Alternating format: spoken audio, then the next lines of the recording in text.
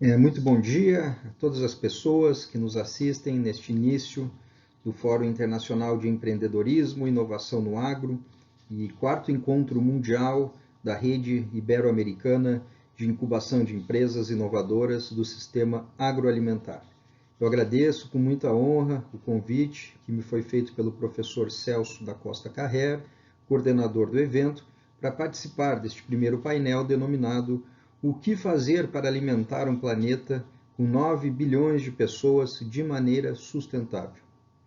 Eu montei a minha apresentação tendo essa pergunta como fonte inspiradora.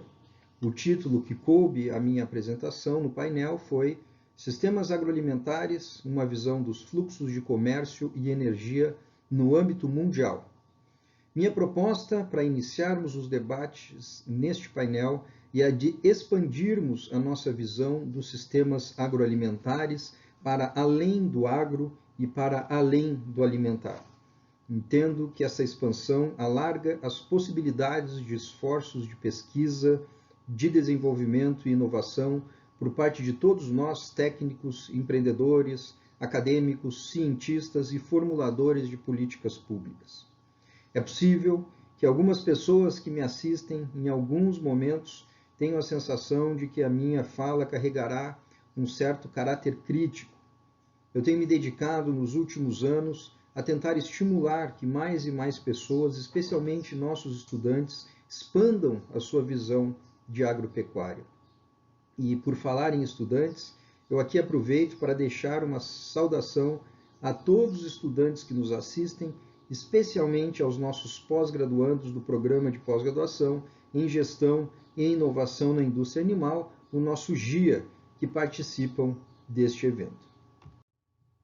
O mundo de hoje e o mundo que nós precisamos construir para o futuro, ou seja, para os nossos filhos, netos e bisnetos, será um mundo de desafios substancialmente maiores do que aqueles que nós, os nossos pais, avós e bisavós tiveram.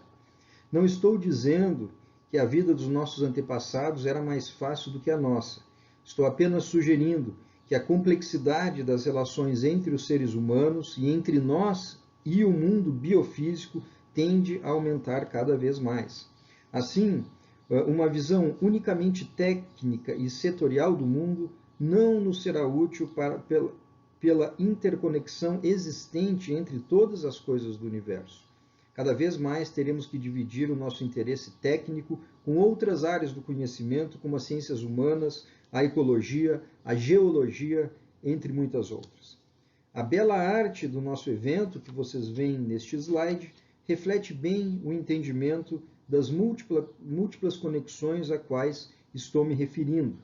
Nós temos que expandir não apenas a nossa visão de mundo, mas também a nossa visão de inovação e de empreendedorismo. Precisamos ver além do que a possibilidade de lucro e satisfação realizadora, que são os combustíveis de qualquer empreendedor. Precisamos agregar um outro aditivo nesse combustível, que é a ética. Falo da verdadeira ética e não da mera observância à legalidade. Não basta que nossas atividades empreendedoras sejam lucrativas, prazerosas, legais. Elas precisam também serem éticas. Então, eu já adianto parte da minha sugestão de resposta à pergunta que dá nome ao nosso painel. O que fazer para alimentar um planeta com 9 bilhões de pessoas de maneira sustentável? Entendo que a resposta passa pelo esforço empreendedor e da inovação, mas que só terá sucesso, ou seja, só conseguirá ajudar a alimentar de forma sustentável um planeta com 9 bilhões de pessoas se nós formos também éticos. É, portanto, mais do que uma questão técnica e científica.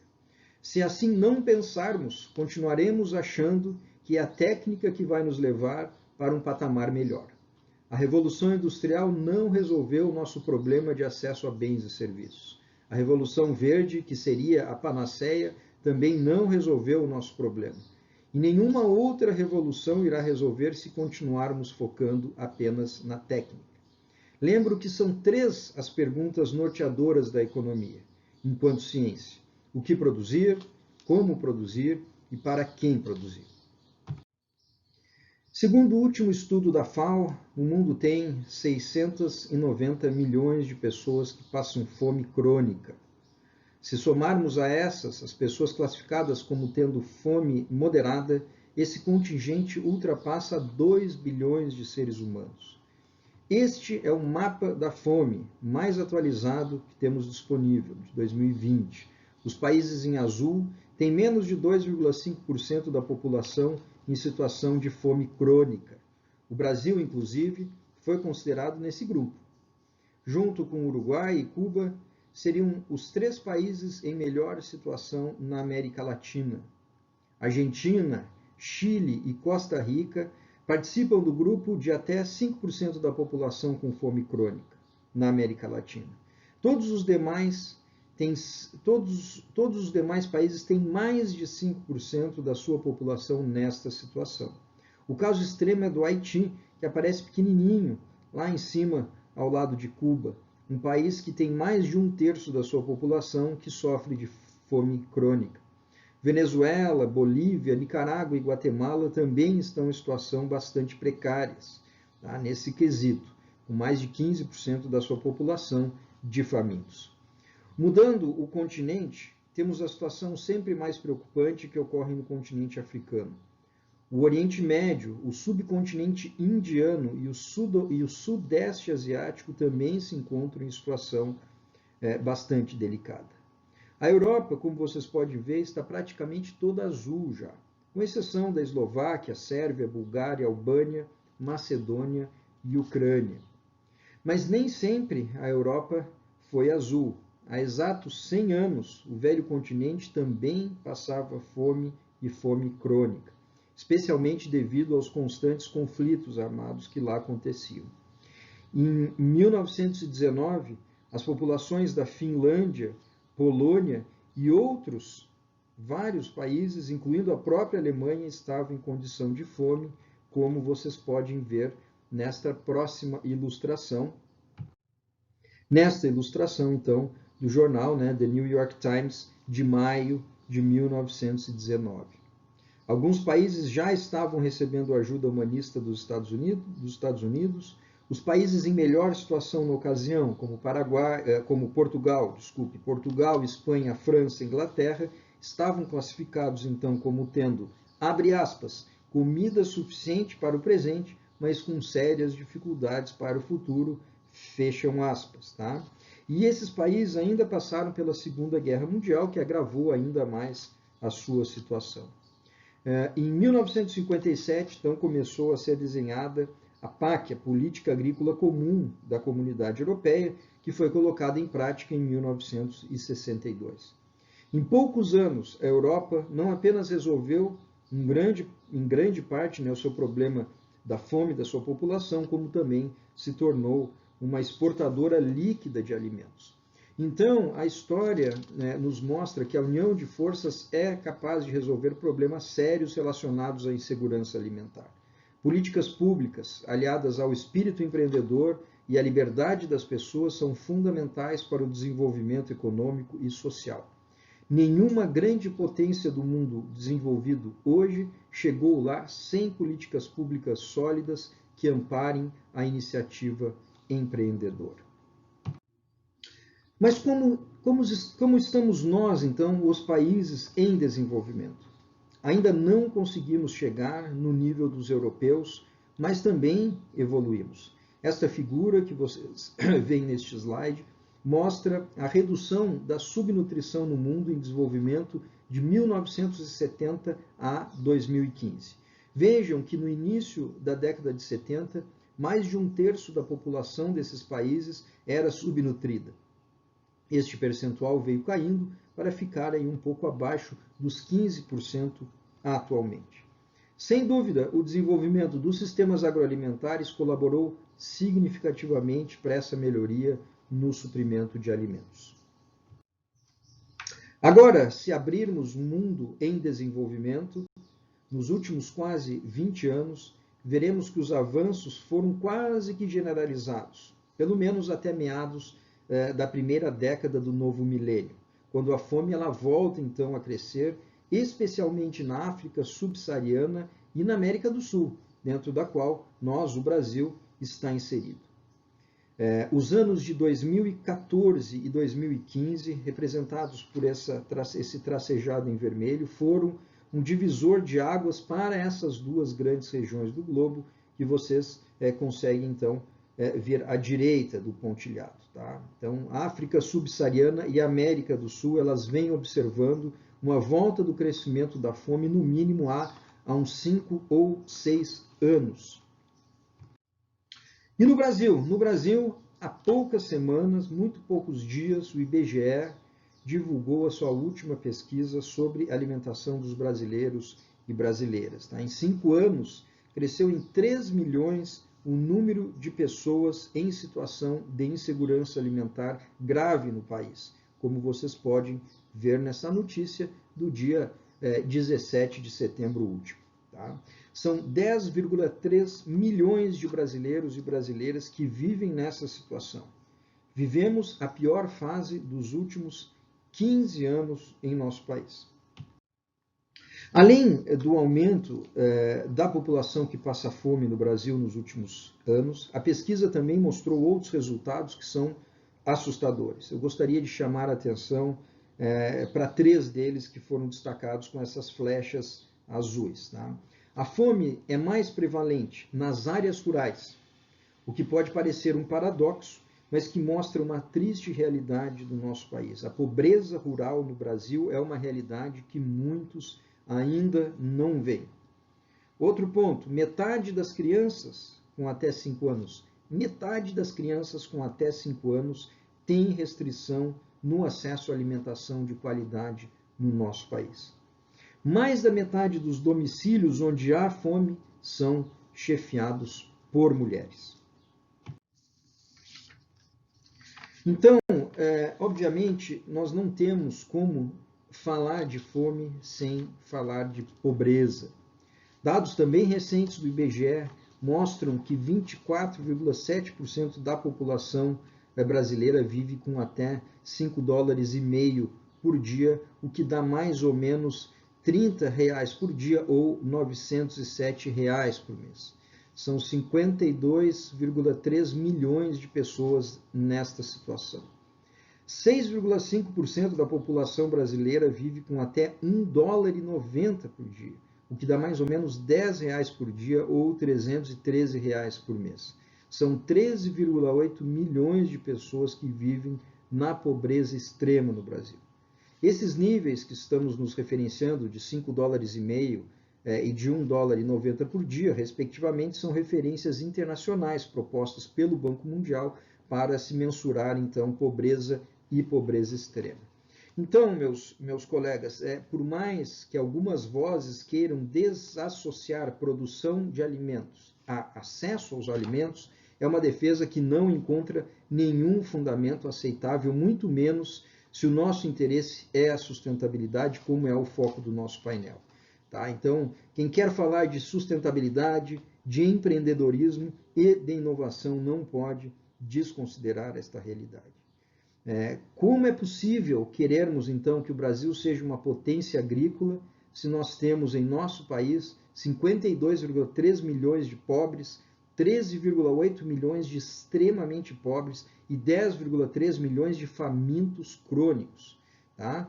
E nós não conseguimos, então, prover uma alimentação decente à metade das nossas crianças de até 5 anos, além de todo esse contingente de pessoas em situação bastante precária. Então é difícil, né, defender a bandeira ou levantar a bandeira com orgulho de uma potência agrícola, sendo que a nossa própria população passa por essa situação. Então, essa realidade jamais vai encontrar nenhum eco e nenhuma concepção de sustentabilidade.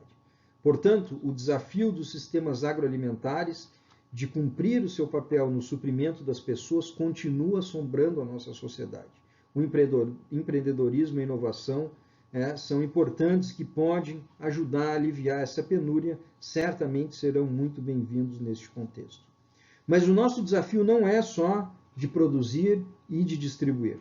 Temos também que fazê-lo levando em consideração um terceiro grande óbice, que é o impacto das nossas ações produtivas sobre o ambiente.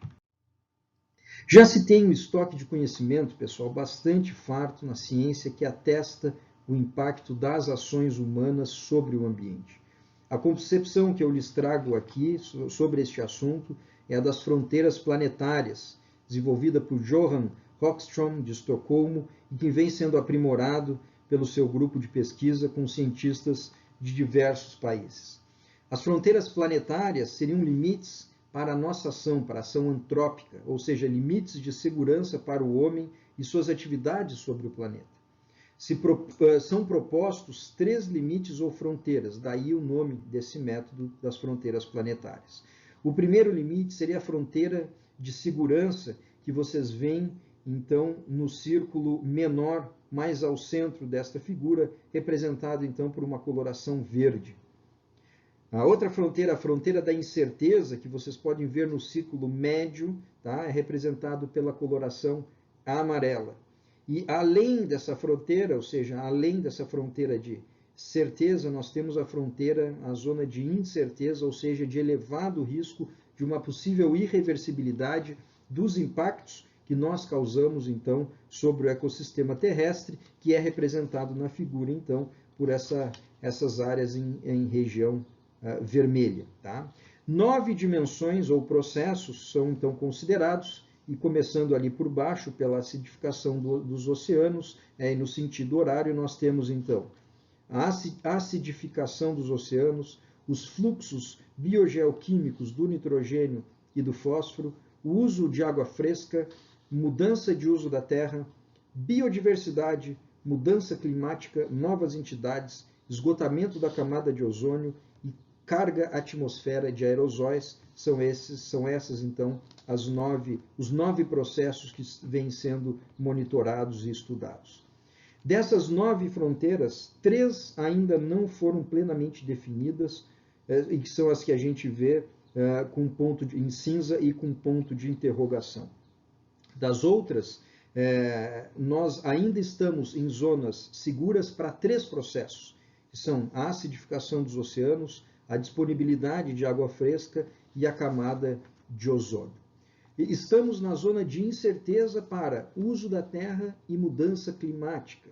Tá? E já estamos na zona de elevado risco, ou seja, ultrapassamos a fronteira da segurança, tá? E o que pode implicar uma irreversibilidade, então, o que é muito sério, para os fluxos biogeoquímicos do nitrogênio, do fósforo e para a biodiversidade.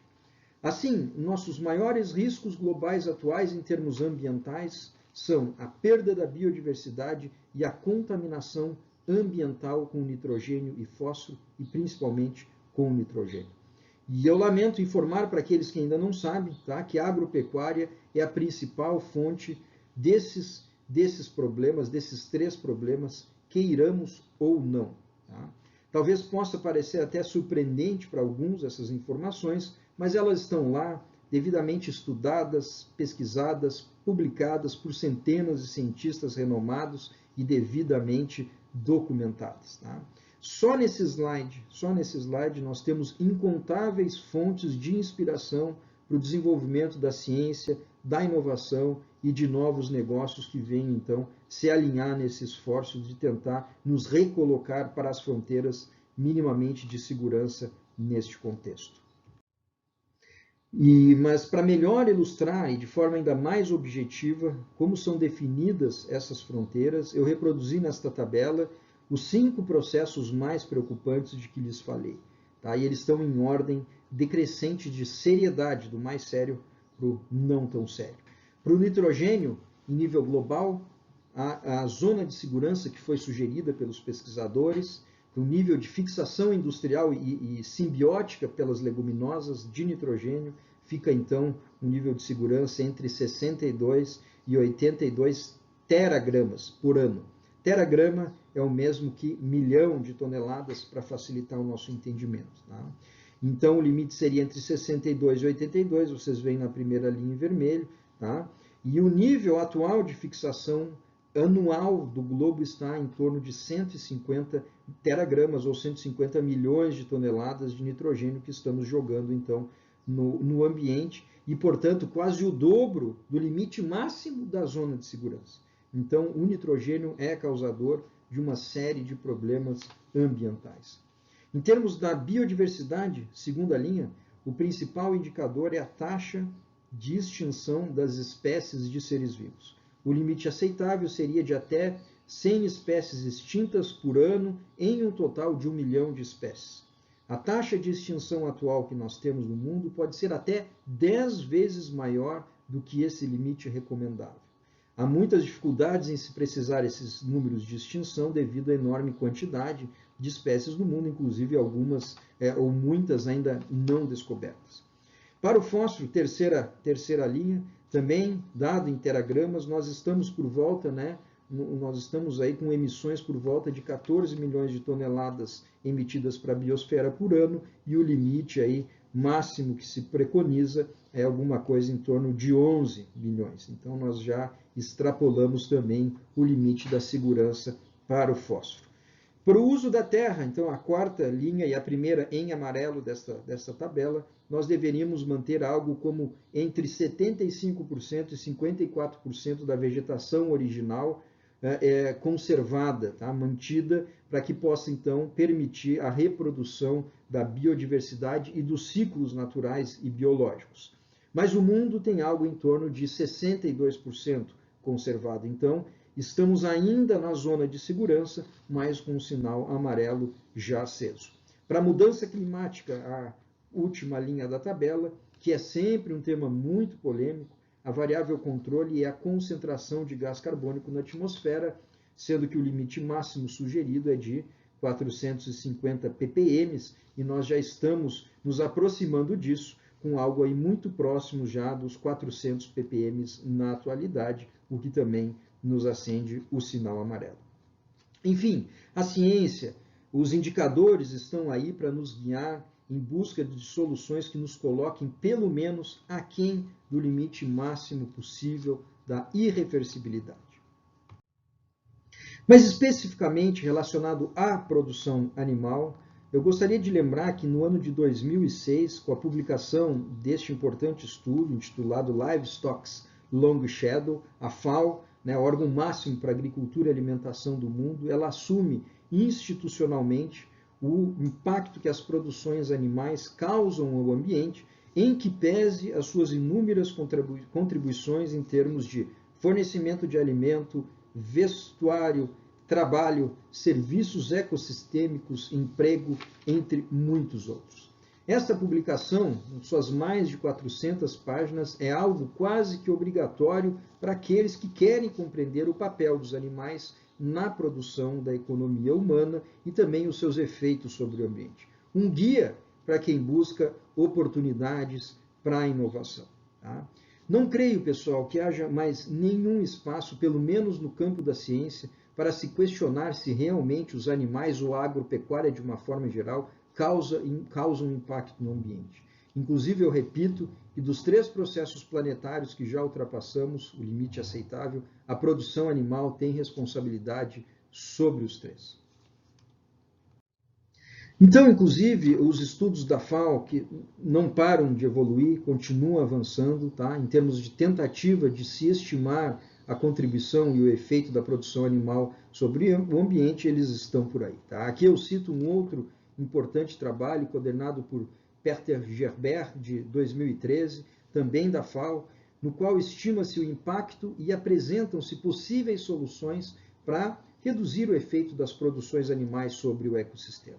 É uma outra referência muito rica para aqueles que procuram, então, possibilidades de inovação e avanço científico nesse campo. Sem perder muito tempo, tá? Porque há muitos detalhes, vejam, por exemplo, nesta figura extraída deste estudo, tá? E que traz as emissões de gases de efeito estufa pelas cadeias produtivas animais em todo o mundo. Observem bem acima que as emissões oriundas da produção vegetal, tá, que é necessária para alimentar os animais, é praticamente da mesma magnitude que as emissões proporcionadas pelos próprios rebanhos em si. Tá? Um outro ponto que eu chamo a atenção, eu destaquei no segundo retângulo em vermelho, tá, é para o efeito proporcionalmente bem maior que os ruminantes têm em relação aos monogástricos. É algo como 4 vezes maior o volume de gases de efeito estufa que são emitidos pelas cadeias produtivas de ruminantes em comparação com as de monogástricos. Tá? E um último destaque, o retângulo em vermelho mais abaixo à direita, a produção de carne bovina, mais especificamente, recebe o maior destaque neste contexto, sendo aí sozinha responsável pela emissão de mais de 40% de todos os gases de efeito estufa dos sistemas de produção animal em nível mundial. E por esse motivo, né, a carne bovina ela está sempre na berlinda dos críticos e de ambientalistas e acaba sendo um dos setores que nós podemos, então, considerar aí como mais carentes de inovações e de soluções que possam aliar a sua produção de um produto extremamente nobre, tá, a um impacto ambiental menor. Em grande parte, o que explica, né, o problema, entre aspas, dos ruminantes é a sua própria natureza do seu sistema digestório, que explica o seu papel, então, na emissão desses gases de efeito estufa. Nesta outra figura, também da mesma publicação do Gerber, 2013, nós podemos, então, observar a origem dos gases emitidos pelas cadeias produtivas animais. Tem-se que 39% das emissões, 39% do total de emissões das cadeias produtivas animais são emissões entéricas de metano, sendo a principal fonte. A geração de gases pela produção vegetal que irá suprir os animais, especialmente devido à adubação de fertilizantes químicos e aplicação de esterco, também são muito importantes, que a gente consegue ver nessas parcelas em verde à direita aí da nossa pizza. Tá? Enfim, a mensagem que eu gostaria de trazer aqui rapidamente é que os impactos ambientais estão devidamente mapeados, em grande parte pelo menos. Obviamente há uma série ainda de questionamentos e de controvérsias, mas estão mapeados e que as soluções para as mitigações precisam ocorrer e já vêm sendo desenvolvidas e também mapeadas. Tá? É mais um exemplo de um que eu chamaria de um prato cheio de oportunidades para cientistas, empreendedores e inovadores. Muito bem, então, na minha forma de enxergar toda essa questão ambiental, uma mudança de paradigma, então, urge para ser colocada em prática, que é a da linearidade das cadeias produtivas agropecuárias. Ou seja, nós precisamos transformar a tradicional visão linear de cadeia produtiva em um ciclo ou um círculo produtivo, como é proposto pela ecologia desde sempre e também agora, né, pela chamada economia circular. Enquanto nós continuarmos acreditando e ensinando que as cadeias produtivas começam na fazenda e terminam no prato, nunca a contabilidade biofísica vai fechar e nós estaremos encarando os desafios ambientais como necessitamos. Isso não vai acontecer enquanto tivermos essa visão linear. Nós precisamos, então, migrar desse ecossistema que eu estou chamando do tipo 1 neste slide, precisamos migrar desse ecossistema que considera que os recursos são ilimitados e para o qual não há limite para a geração de resíduos. Nós precisamos, então, migrar para uma concepção que entenda que a única coisa que entra no nosso planeta é energia e que, portanto, nós não produzimos absolutamente nada, nós apenas transformamos. Assim como não há produção, também não há o jogar fora, não há o jogar no lixo. Tá? Trazendo para o nosso setor, né, a vaca não produz leite, ela transforma substâncias. Nós também não temos como descartar seus dejetos, nós precisamos sim reinseri-los nos ciclos produtivos. E só para lembrar também, a vaca também não dá leite, a gente precisa ir lá e precisa tirar o leite dela. Então, muito bem, eu gostaria então de trazer, a partir de agora, um outro ponto para agregar nessa concepção bastante holística que estamos tentando propor. E é um ponto que se alinha diretamente ao que me foi pedido para este painel. Então, a pergunta que eu coloco a partir de agora é: será que os fluxos mundiais de comércio e energia conseguirão, então, ser inseridos nessa nova concepção de economia circular que estamos aqui preconizando? Então, pessoal, desde 1500, no Brasil, nós somos uma nação exportadora de commodities agrícolas. A história dos nossos ciclos, né, do açúcar, do algodão, do café, da borracha, do charque, da soja agora, né, se confundem com a nossa própria história enquanto sociedade. Desta forma, está bastante impregnado na nossa cultura, ou pelo menos em boa parte das nossas pessoas, a ideia de que a agropecuária forte é aquela que atinge o mercado internacional. Desvincular-se deste senso comum não é algo trivial. E o papel das trocas internacionais de produtos agropecuários é bastante polêmico. Fonte inegável de divisas e de emprego, também as trocas são questionadas sob o ponto de vista de segurança alimentar e, mais recentemente, pela sua influência sobre as questões ambientais. E vejam bem, eu não tenho a pretensão de entrar, né, nessa polêmica, de modo que eu vou apenas apresentar algumas observações a respeito dessas trocas. Vejam, são poucas as análises e mais raros ainda os trabalhos científicos que se dedicaram ao estudo dos fluxos de comércio, materiais e energia entre países. Ou melhor, que tenham se dedicado à análise desses fluxos, até tem vários trabalhos, mas não que tenham analisado os fluxos de forma conjunta, de forma interconectada. E aqui, né, eu trago a vocês um desses raros trabalhos. Então, no ano passado, este grupo de pesquisadores de origem, a maior parte chinesa, mas que estão já sediados nos Estados Unidos, Holanda e Áustria, eles publicaram este interessante trabalho analisando a evolução global dos fluxos virtuais de materiais, energia e capital e como que eles se relacionam entre si. E apesar de ser um estudo bastante recente, então publicado em 2019, os dados analisados compararam os fluxos entre 1995 e 2008 pela disponibilidade de dados, né? São trabalhos que exigem muitos dados e nem sempre eles estão disponíveis. E os resultados são muito interessantes e eu gostaria de compartilhar alguns com vocês a partir deste momento. Bom, primeiro, os autores mostraram que o mundo está realmente cada vez mais conectado e nós já sabemos disso, né? Mas não estamos falando apenas de conexão em termos de comunicação, mas também em termos de trocas físicas.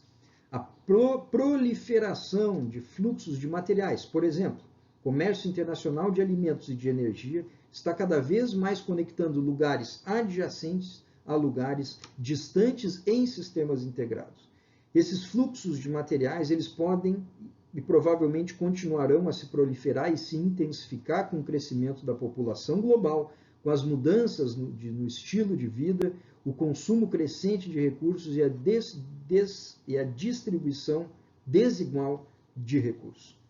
Os recursos virtuais, denominação que vamos usar aqui, os recursos virtuais consumidos na produção de commodities, têm atraído a atenção global, uma vez que a sua transferência afeta diretamente os sistemas ambientais. Por exemplo, a importação de alimentos permite que a China ganhe terras virtuais de outros países, permitindo então que o país atenda a sua demanda de alimentos, enquanto mantém a sua extensão física das suas terras agrícolas domésticas. Água, energia e terra são recursos essenciais para a conservação ambiental e, obviamente, também para o desenvolvimento econômico. E o mundo enfrenta grandes problemas de ameaças devido à sua escassez e distribuição desigual. Além do problema da fome, pessoal, que nós já mencionamos, tá? Há outras escassez que são importantes. 4 bilhões de pessoas sofrem grave escassez de água, tá? Praticamente metade da população mundial. Mais de 1 bilhão de pessoas carecem de eletricidade. E uma população mundial em crescimento, ela pode precisar cada vez mais de área agrícola por ano, adicional por ano, para que possa garantir a sua segurança alimentar. Essa escassez de terras agrícolas acaba, por sua vez, ameaçando, então, florestas e outros ecossistemas naturais, que, por sua vez, são aqueles que mantêm a biodiversidade e os serviços vitais para a biosfera, ou para a saúde da biosfera. O comércio internacional também desloca as cargas ambientais, como, por exemplo, emissões de CO2, nitrogênio e outros gases de efeito estufa, por meio da transferência do capital natural. Por exemplo, a importação de alimentos, de novo, permitiu que a China melhorasse o seu balanço de carbono, mas ela fez isso uma vez que as emissões CO2, né, de desmatamento e de mudança de uso da terra, acaba sendo deslocado para os países que são seus fornecedores, como, por exemplo, é o caso do Brasil, que é um grande fornecedor para a China. Então, grandes aumentos nos fluxos de recursos virtuais, eles elevaram, obviamente, o fluxo de capital financeiro entre os países e de forma mais proporcional, mais do que proporcional, como a gente consegue, então, ver nessa tabela que vocês têm nesta figura. Tá? Então, nós temos aí os 6 processos que foram analisados, ou 6 materiais ou recursos. Tá? Então, água, energia, terra, CO2, agora embaixo, né? CO2, nitrogênio e capital financeiro. Então, esses recursos. Observando, então, que alguns deles são recursos mesmo, como água, energia, terra. 2 deles são cargas ambientais, então nitrogênio e gás carbônico, e um deles é o próprio capital financeiro. Então, esses fluxos estão altamente interconectados entre si. Então, ignorar essas interrelações, essas interações internacionais, levam a uma compreensão incompleta dos mecanismos por trás das mudanças ambientais e socioeconômicas globais, o que dificulta ainda mais os esforços de uma busca de uma sustentabilidade mais global. Os autores descobriram que as transferências virtuais de água, energia, CO2, nitrogênio e capital, elas se intensificaram, obviamente, entre 1995 e 2008, como a gente consegue claramente ver nesses gráficos. O único recurso que, na verdade, as transferências foram reduzidas foi o recurso terra, que a gente consegue ver na letra C, ou no gráfico, terceiro gráfico da primeira linha, na coloração verde. Foi o único recurso em que reduziu as transferências internacionais, todos os demais aumentou, e aumentou fortemente entre 95 e 2008, que vocês podem ver visualmente nos gráficos, como também na tabela, tá? Na tabela que acompanha os gráficos. Então, veja bem, ó, a transferência virtual de capital financeiro foi que mais cresceu, 188,9%. Seguida de CO2, 59,3%, energia, 58,1%, água, 50,7% e nitrogênio, 10,5%. A transferência de terras virtuais diminuiu 8,8% em função do aumento da produtividade da terra, em função das melhorias, né, dos avanços tecnológicos na produtividade agropecuária. Muito bem, outras conclusões, outros resultados, né? Em cada tipo de rede material virtual, os países distantes tiveram maiores volumes de comércio entre si do que os países adjacentes. Tá? Então, os volumes totais de fluxos entre países distantes foram muito maiores do que entre os países adjacentes, como nós podemos ver nesta outra figura, para os mesmos seis materiais, só que separando trocas entre países adjacentes, ou seja, países colados, e países distantes. Então, para todos eles, a gente vê que as trocas entre países distantes são mais expressivas do que entre países adjacentes. Todas as redes de fluxo de materiais eram altamente conectadas entre os países desde 1995, e essa conexão parece ter aumentado de lá para cá. E mais ainda, os Estados Unidos e a China se configuravam e configuram-se ainda como os países mais importantes. Então, nós vamos iniciar aqui agora, tá? Analisando cada um desses 6 recursos e começando pela água virtual. Espero que todos tenham compreendido o que é o virtual, né? O que é água virtual. Significa toda a água que foi necessária para produzir os produtos que foram transacionados entre os países. Por isso a denominação virtual. Tá? Para diferenciar da água real, né, que está na composição intrínseca, digamos assim, dos produtos. Não é esta água que está se falando, mas sim de toda a água que foi necessária para produzir os produtos que foram transacionados. E assim para todos os outros recursos, inclusive para a terra. Quando a gente fala em transação de terra, significa uma transação indireta, ou seja, os produtos que foram produzidos naquela terra que geraram, então, as transações. Então, de todos os produtos transacionados, quanto de terra foi necessária para produzi-los? É desta terra que a gente está falando, de terra, água, energia e todos os outros. Tá? Então, o que a gente vai ver nesses gráficos, inclusive gráficos muito interessantes, é uma série de tendências aí. Tá? Tanto os Estados Unidos quanto a China, tá? Eles mantinham relações comerciais com todos os outros países que foram considerados, mas a China se tornou mais influente neste ínterim, como a gente pode ver. Em 1995, né, no gráfico da esquerda, os Estados Unidos, então, era o principal país comercial em todas as 6 redes de fluxos de materiais que foram considerados. Já em 2008, na direita, a China ela substitui os Estados Unidos como o principal país comercial na transferência virtual de gás carbônico e de nitrogênio. Tá? Os volumes de comércio virtual da China em todas as 6 redes globais aumentaram com o tempo, embora os Estados Unidos continuassem a dominar as redes virtuais de água, energia, terra e capital financeiro. E a China dominando, então, de nitrogênio e de CO2, que são as 2 cargas ambientais. Tá? E nessa figura, então, a gente vê que as transferências virtuais entre esses países, em 95 à esquerda, como eu falei, 2008 à direita. Né? Observamos mais uma vez a predominância dos Estados Unidos, que vocês veem ali em vermelho, tá? Com a flechinha em vermelha. Tá? Estados Unidos predominando em 1995 e predominando também, no caso da água, em 2008. Eu também marquei o Brasil está na parte inferior à direita em laranja. Tá? Também marcamos Portugal lá em cima com a flechinha azul e a Espanha abaixo, tá? Um pouquinho mais à esquerda com a flechinha verde. Não foram todos os países que foram considerados nesta pesquisa, então Chile e Colômbia, né, são nossos parceiros aí também, não foram considerados nesta pesquisa, por isso que não estão sendo aqui assinalados. Muito bem. Transferência de energia, esses são os gráficos seguindo a mesma lógica de transferência de energia entre os países, e lembrando que está tudo em escala, as esferas estão em escala, então a gente vê que claramente aumenta a transferência de 95 para 2008. Tá? Uma tendência muito semelhante que nós já vimos para a água, e ressalto mais uma vez que nós estamos falando aqui de toda a energia necessária para a produção dos produtos, não a energia intrínseca de cada produto, é o que dá a característica do virtual. E por falar em energia, é importante nós então analisarmos também rapidamente como vem evoluindo a geração e o suprimento de energia no mundo, nas suas diferentes fontes, pois sem dúvida é uma área fundamental para a ciência e para a inovação.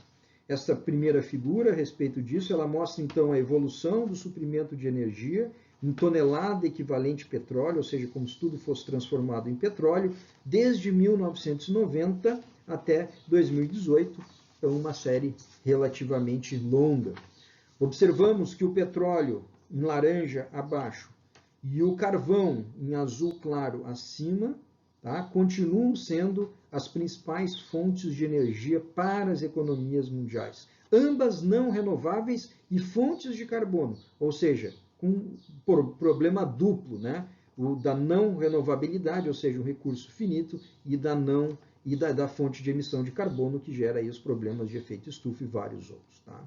O gás natural, que está em azul escuro, logo abaixo do carvão, ele surge então como a terceira fonte em quantidade. Apenas em quarto lugar surgem os biocombustíveis e os resíduos, que no Brasil nós chamamos então de biomassa. Em quinto lugar aparece a energia nuclear. A energia hidrelétrica, embora seja muito importante para o Brasil, ela tem pouca participação, no geral, inclusive inferior à nuclear, aparecendo na figura aí, nessa coloração azul esverdeado, logo acima ali dos biocombustíveis. A energia eólica e a energia solar estão em amarelo e mal aparecem neste gráfico, tá? Muito timidamente ainda, mas que vem crescendo, como nós vamos ver então neste nosso próximo slide. Agora sim, né, analisando então as fontes de energia chamadas de baixo carbono, ou seja, de baixo ou de menor impacto em termos de geração de gases de efeito estufa. A energia nuclear é a principal fonte, seguida da hidrelétrica. Notem também como as energias eólica, em amarelo mais escuro, bem abaixo, tá? E a energia solar, em amarelo claro acima dela, vem crescendo rapidamente, principalmente desde o ano de 2010. Tá? Então, a busca por energias, por fontes mais limpas de energia é um outro grande desafio para a humanidade e com muitas possibilidades de inovação e busca de soluções mais sustentáveis. Voltando aos nossos fluxos, tá? passamos agora para analisar então as transferências internacionais de terra virtual. E que foi o único fluxo, lembrando, tá? O único fluxo que reduziu neste período analisado. Vejo que a esfera da esquerda, né, a esfera da direita é um pouquinho menor do que a esquerda, que mostra então essa redução. Tá? E isso é um reflexo direto do aumento da produtividade dos sistemas de produção agropecuária, né? Ponto para o agro neste quesito.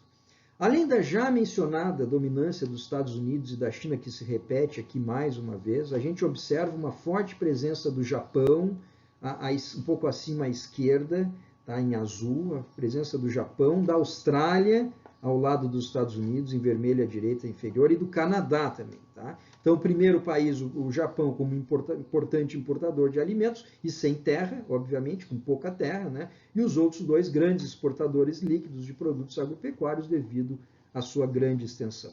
O Brasil também é importante fornecedor de terra virtual, talvez seja aqueles fluxos em que a gente proporcionalmente tem um maior papel aqui, tá? E aumentou bastante se nós analisarmos, então, compararmos de 95 para 2008. Agora, as transferências internacionais de CO2, então, uma carga ambiental, elas também guardam relação bastante estreita, ou seja, relação de sinergia com os fluxos de energia e de água, tá? Que nós já vimos. Inclusive, visualmente, as figuras são bastante semelhantes. Tá? Então, de novo, nós estamos falando aqui de uma carga ambiental, ou seja, o quanto as exportações e importações de um país gera de CO2 em si mesmo ou no seu país fornecedor ou receptor, digamos assim, comprador.